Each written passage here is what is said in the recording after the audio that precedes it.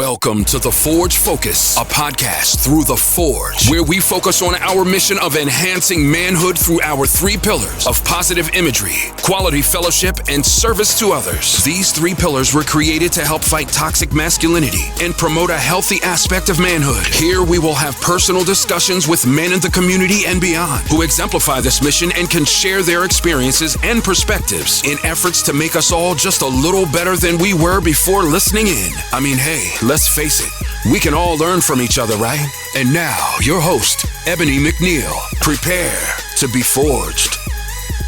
What's up, everybody? This is Ebony coming to you from the Forge Focus podcast, where we take our mission of the Forge and enhancing manhood from the inside out, and we talk to individuals who exemplify our mission in a one-on-one setting versus a large group setting as we do our monthly meetings. So I'm going to jump right in because I'm not going to lie. This person has some very special attributes that I'd like to share with you. And for the first time, I actually lose my phone because this gentleman has a lot. I've admired him from afar, and many of you know who he is, but I didn't know as much as I do now about this gentleman. So first off, he's a muralist and brand strategist. He graduated number one in his class with a 4.3 from Huston College for art. He's worked on design for mega businesses, BMW, Essence, plenty of other names. He was nominated for a National Great Award. He's been featured in Vibe magazine, Mute magazine. He's a published author of 2 books, Brand Smarts and The Seventh Note. He was just handpicked to participate in Atlanta Fashion Week with big sponsors such as Christian Dior and Visa.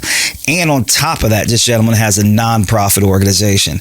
I don't know how he has time to do anything, but I'm very proud and very happy to bring to you all Mr. Theron Cook.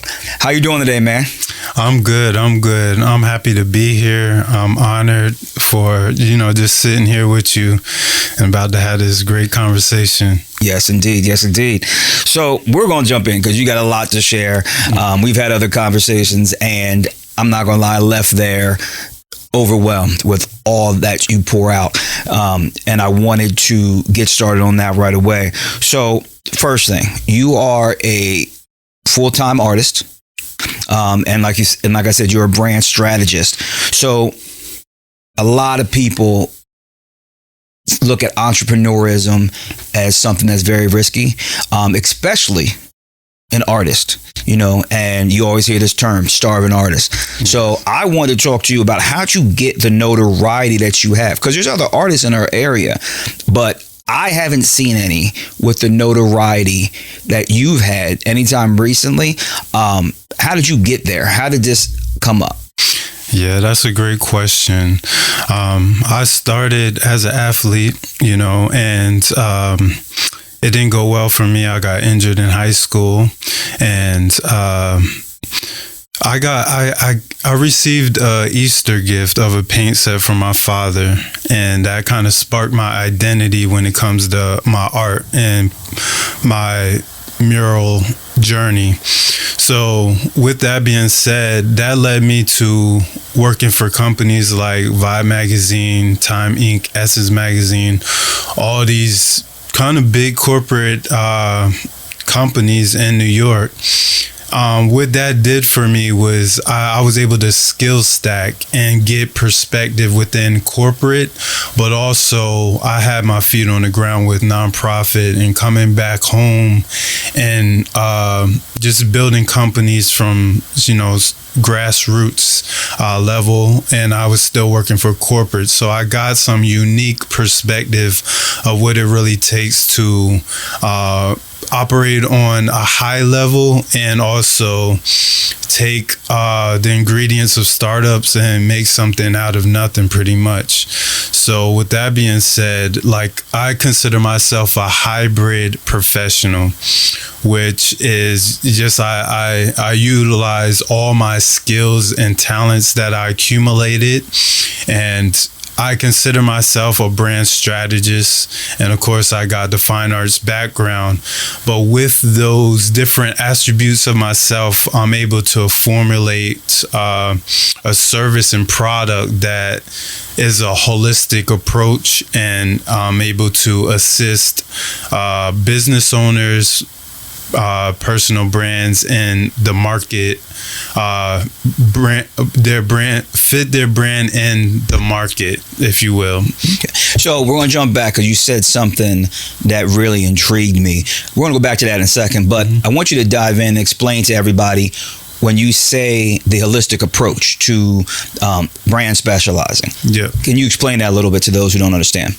Yeah, absolutely. So I build and develop a strategy to implement into a brand to position them within the market. So I do a lot of research. I get perspective on consumerism, insightful core values and principles that the business owner has, and I visually communicate that with a systematic brand smart system. That's what I developed over the years. So I have a system that distills and pulls out the core values of the business owner and founder, and I'm able to leverage that and let that coincide with the research I do for the market research and the consumer research, and I'm able to develop a plan, a strategy to implement that within the market to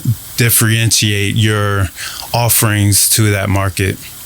That's pretty awesome because, you know, a lot of, you always hear adults talking about, oh, make sure you get a real job, oh, or that's a hobby. But when I'm listening to you, you took something that was, one, not your original aim. Two, it was just a gift that you had, and you figured out how to make it into the business, which is where a lot of entrepreneurs, including myself even, we struggle with that because it's hard to translate your passion sometimes into a business unless it's a very tangible product that is already in demand. So let's jump back. Like I said, you said it started with an Easter gift from your father. Yep. That intrigued me because, as you know, here at The Forge, we focus on manhood and the positive perspective of it. And can you dive into that when you so we can elaborate? Yeah, for sure. So, you know, as a young teen, we all kind of experience, you know, just growing and getting comfortable with ourselves, being, you know, growing to be self-aware. And I was dealing with, you know, disappointment that I couldn't pursue basketball, sports, and my father was observing me from a distance. He noticed I took a liking into art. I took a basic art class in high school, and he just took a liking from a distance. And you know, I'm like 15, 16, so, and then Easter comes around and he gives me Easter basket with a paint set, and I'm like, I'm too old. I'm kind of too old for this type. That's how I was kind of thinking. Like, I don't need no Easter basket type. But he said, I don't want no Easter basket, no candy. Yeah. So, and I was like, but you know, I saw that was paint in there, and that's what I was utilizing. You know, that's what I was learning to utilize a brush and paint to articulate my ideas and concepts. So I was like, you know what, I'm gonna use these tools that I was gifted. And I started painting all over my room, murals everywhere, I went, like, that sparked my identity. Like, I really ran with that because I found it to be an outlet for self-expression. And I started, you know, reading a lot more, coming across different information that I could, like, I wasn't a big talker. I wasn't a boisterous person. I'm more introspective perspective in a sense that, I have a lot of ideas and concepts, and I like to connect the dots between different points of view, opposing views, if you will. And I like to really showcase that within my art. Show the relationships between things that you might not understand has a relationship. So I really like that. That's like a task for me with my art. Wow. And this started because your dad gave you a paint set. Now, 2 points I want to bring out of that. One, that must have been crazy. You paint murals in your house, because I know kids get in trouble for just writing on walls. So if you got to paint a whole mural, that's a special thing to think about, because they understood you were expressing yourself, and they realized, I'm not gonna lie, I got 4 sons. If that came in and somebody had drawn a picture on the wall, it probably wouldn't have went that well. So blessings for that. But what I really want to focus on is your dad watched you from afar and saw that you liked art. Like I said a few minutes ago, parents sometimes seem to, especially us men, we're very concrete, logical, and we say, okay, is that going to make you some money? We're cool if you pursue sports. But then also, even with sports, a lot of dads, myself included, like, look, come up with a backup plan in case that doesn't happen.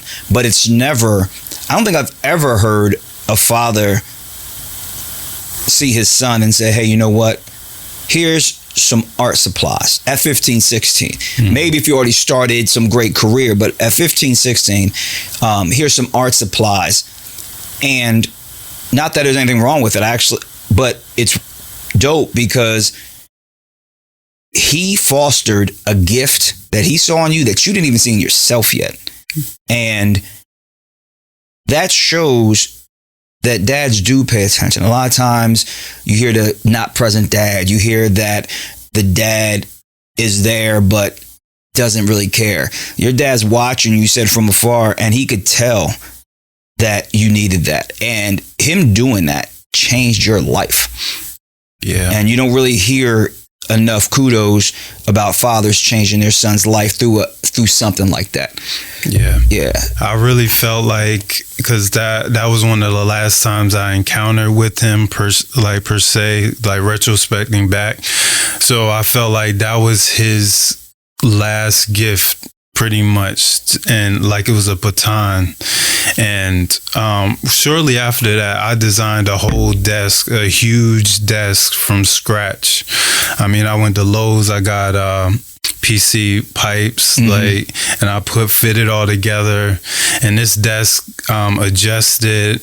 It had a light table on there. I did it all from my imagination. He was like, "Oh, you should patent that. You should write everything down that you did. All the materials and everything you did." And that's what I did. But shortly after that, that's kind of where our relationship kind of crumbled into his death, pretty much. It's hard for me to talk about anything after that, because it's like, I'll say this phrase at least, I kind of watched my hero get dragged down by his own people and kind of all the way to his death. And, I don't really like talking about that because it's so touchy, and especially with my family and, everybody that kind of was close enough to the situation to know little bits and pieces of it. But as far as that was a pivotal point in my life, and it has to be talked about. Wow. And if I'm correct, isn't that what your book is? One of your books has to do with that, correct? Yeah, so the seventh note is really about accumulation of all the information I came across and how I connected the dots with all the information. And it was a documentation of my understanding of my understanding at that time, and it was kind of opposing views to what I was brought up as a Christian, and my dad was a pastor, and my family is heavily into the church, and it was not that I was going against anything, but I was embarrassed of coming across information that kind of questioned what I was raised upon, and it kind of questioned how I was taught about things. But with that being said, I was able to, that's documented, but as of right now, I was able to come full circle right back to my foundation, because I could pierce through the veils, the surface level presentations of things, and I could see the essence of what that is, and I could bring it right back to the source of what I understand to be true, and so, yeah. And it's cool that you say that, because I know in our conversations, and you are very spiritual and you're unashamed of it, which in today's society, to me, it's very polarizing. You have people who are super Christian per se, and that's all they ever talk about. And then you have, you'd be like, hey, it's a great day. It's a great day because God said so. You don't want to have that conversation. But then you have people who really have a relationship with God and never bring it up because they're nervous. And what I've noticed about you in our other conversations is that, you are clear with your faith. You are clear with everything. But you don't feel the need to push it, but it does drive you. Am I correct in that? That's correct. And I felt the same way. It has a little stigma when people bring up God or spirituality. And I was always afraid to kind of have, put that on the forefront. I never want to impose my views on anyone. That's not my approach, never. And it's within my action is my testimony. And you could see how God's working in my life through what I do. And I don't got to talk about it. But when you want to have a conversation about that, I'm gladly to let you know where the source, where that strength comes from. Well, that's awesome, because again, that's something I think as men we need to grasp. And that's part of, you had mentioned earlier, being self-aware. You have to know who you are, and where your blessings come from. And we can't be afraid to voice that. Again, we don't have to beat anybody over the head with a Bible. But to me, it's always very impressive when a young man can express his faith and let it lead him. And what you said is your actions are your testimony. Yes. That's powerful. I'm not going to lie, I'm going to steal that. So that's awesome. So what we're going to dive into next is a little more detail about Don't Quit, how you came up with the term, the logo, and Omniversity. And we're going to break that down a little bit more. Theron Cook, an award-winning muralist and brand strategist and author with a mission to service, inspire, educate, and empower creatives and business owners through visual communication solutions for marketing. And his vision is to bring diverse communities together with visual art communication. Also the author of Seventh Note, The Perception of Life, now found on Amazon, and Brand Smarts, who you can purchase at TheronCookArt.com. Learn more and be inspired by visiting TheronCookArt.com. All right. So, first, I've already heard some nuggets. Like I said, I'm going to steal some of the stuff you said. But I really want to ask you about the Don't Quit, how you came up with that as your tagline and your logo. The butterfly is a logo, which I think is dope. And also, where you got the term Omniversity that you use. So I'm going to leave it up to you. Explain all of those. Those are three things I want to know about, and I'm sure everybody else does too. Yes, absolutely. So Don't Quit was once a mantra from the hospital bed. I had multiple surgeries, and I endured a lot of pain that people don't really know about. And that's kind of where I had to really surrender and give up my understanding of what I thought was true. And that brought me closer to God as far as my my encounters with my pain and you know, the things that I did go through. So, you know, one hospital stay, I stayed about 6 months straight, you know, and I had time to retrospect back. And, you know, I was just, like I said, I was going through a lot of pain, and the only thing I could think of was, you know, of course, prayer, but don't quit. I can't quit, you know. And one of the last hospital stays, it was roughly 3 months straight, and it was right before my son was being born. And, you know, it was like, oh, I'm going through this again type thing, and I don't know if I'm going to be able to see him born.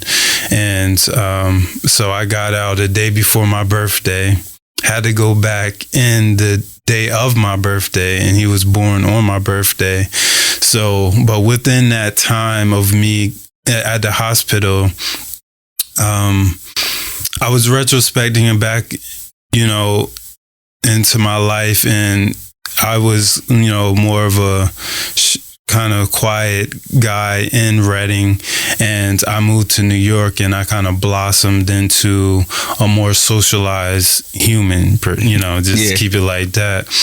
And I just found a groove and technique that I was able to at least communicate and share more than I did back home. And, you know, during that surgery, I'm like, yeah, it's like butterfly. I always had like butterflies in my stomach, you know, kind of shy. The self-esteem was low type thing. And, you know, so I'm married the two as far as the butterfly perseverance, the process of becoming a butterfly, and a don't quit mantra. So that quickly turned into my philosophy. So a mantra to my philosophy. And I formulated it into a business after I got laid off from my last corporate job. And I seen that opportunity to follow my passion and create something new and innovative.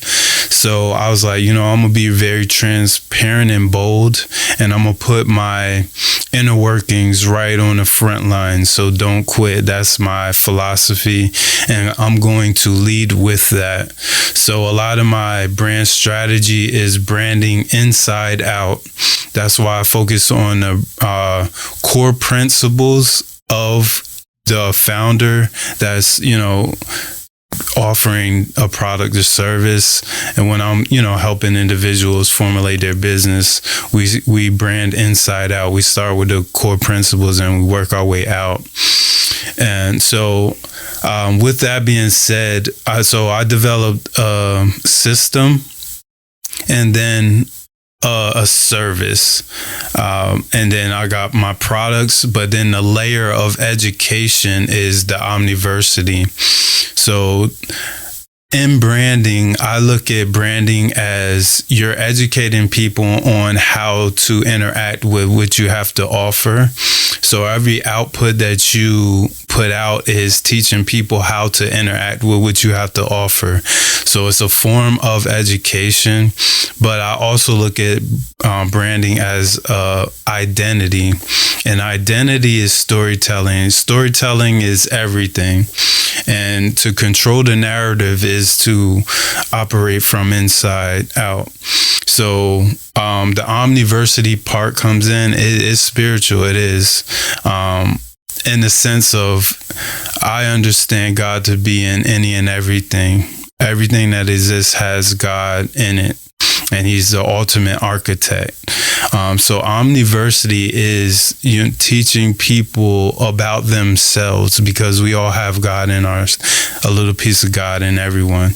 So it's a mirror effect. Everything I do, it's not to show out. It's not to brag about what I could do, but it's about the inspirational piece. It's about empowering people, and it's about, you know, I'm like the mirror. You could look at me and be like, if he could do it, I definitely could do it, you know, because I don't talk much, you know, I'm pretty simple with I do work a lot. I do get right to business, and I'm a pretty serious person, but you know, I do like to have fun and all that, but you know, I'm known to be kind of in that space, if you will. Cool. So I like that you call it omniversity. And when I'd asked you about before, why didn't you call it university? Why didn't you call it just school of something? What made you use the term omniversity? I've never heard that until you. Yeah, so it's global and universal. You know, my intent is to connect globally.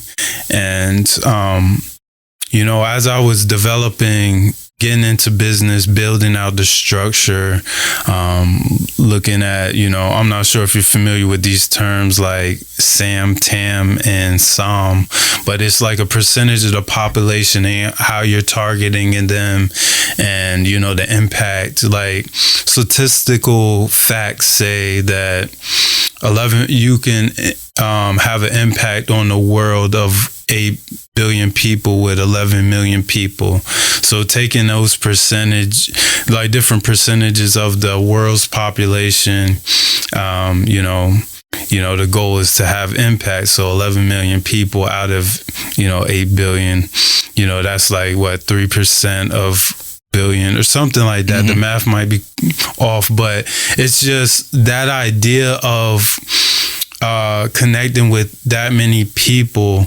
and that the reach, you know, and the vision. So it's like I just felt like institution and, you know, university, and now I'm very methodical on the language and word play that I use and I speak, because I understand words are very important. Language is important. There's languages within languages, you know, that separate people. And my goal and mission is to bring diverse communities together with visual art communications. That's bridging those gaps, you know, transcending those barriers that we have with just language. You say a certain term that it'll throw somebody off. You might even mean something else.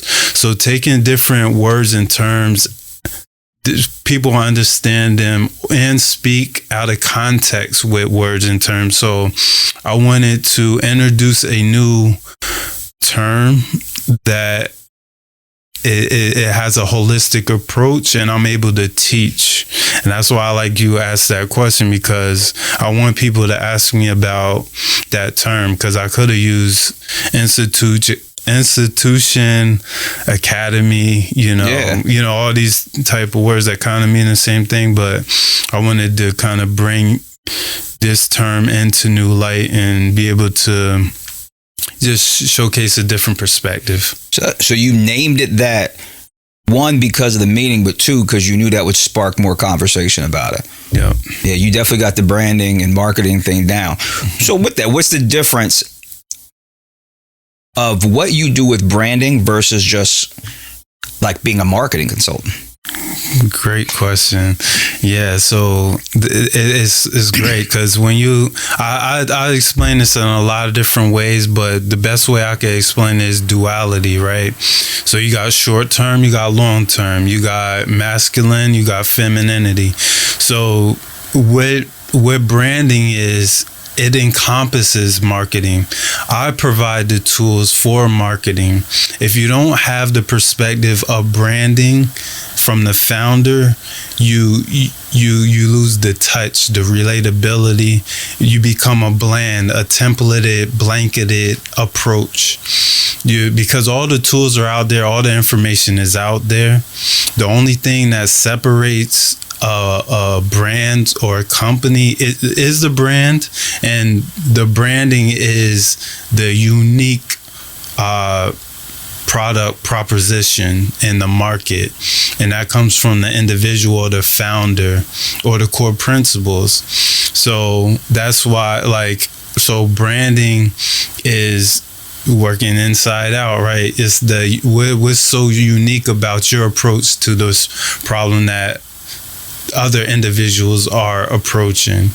You know, You could take the templated approach, with the marketing tools that are available, but how are you being different when everybody is being the same? Everybody's utilizing the same information, the same tools, and they're taking the same approach, But branding is when you lean into that uniqueness and that difference, and you create that differentiation between what is the average, and you're piecing yourself, you're creating the standout piece, if you will. So it's similar to, like, say a Chick-fil-A versus, say, a Wendy's. They both market, they both put out commercials, they both have hours, they both are fast food.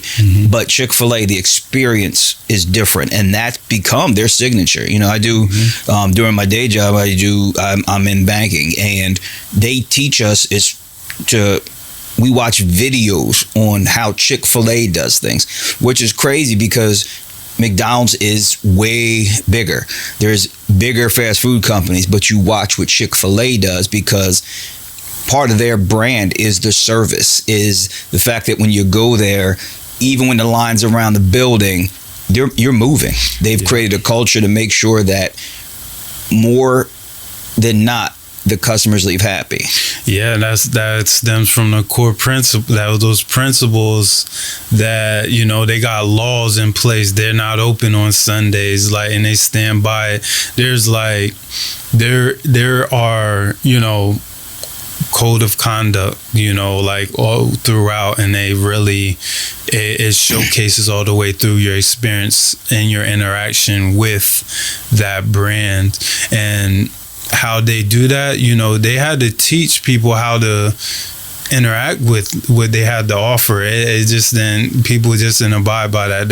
Right. And it takes time, consistency, and that's another piece that people kind of look over and disregard. But consistency, and that's what my system does. Really put the consistency along with everything else, all the tools and everything. You could use tools for a couple of days and stuff like that, but if you're not consistent with it, you're not creating that loyalty and that trust that you want as a business owner to keep that relationship going.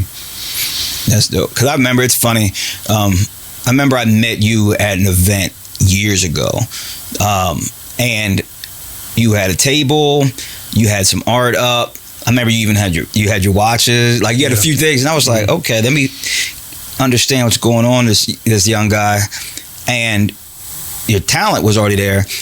But I remember you said to me, you gave me some information. You're like, yeah, and you said a brand strategist, and I was like, never heard that before, and I was like, is that necessary? Like, well, and honestly, I'm being real. I was like, his art's dope, but what will come out of this? Or will he be an artist that in 3 years from now there's another event and he's not even there? And that brand strategy is like, it sounds pretty cool, but sounds like he just teaches you how to put stuff on social media. You know what I mean? Yep. So it's like you incorporated what you teach into how you live. Consistency. Yeah. Again, your butterfly logo, I didn't know what it meant, but I could recognize it any place I saw it. And right now you have artwork. Obviously, you've done work for these big companies. You have artwork places well outside of Berks County. But in Berks County, I know somebody can walk into a building, and I'm sure H can attest to this too. When you walk into a building, I can see a piece of your art, and we know who it is. Even if it's all the way across the room, I can see it. But okay, that's Theron's work. So was that your plan? How did that work? How did you grow to get this? Because again, you've done brand strategy, you work with these mega corporations, but that doesn't always translate to an actual artist having work every place, selling his work and being sought after. Was that your main plan? It wasn't. It evolved into this. But when I was in those rooms and I was working for the companies, I saw what it was. Every company has to have an art department, first of all, and that's misunderstood and that's looked over as well. But I saw what it was. I saw we was the creators, and then there's the face of the company, and the only communication from a business is visual communication, signs, all type, so I'm like, okay, cool. But I definitely evolved into what I am now. But I like the things that, like, you mentioned something about, is it necessary? It's the small things that separate us. It's the very small things, and those are the things I pay attention to.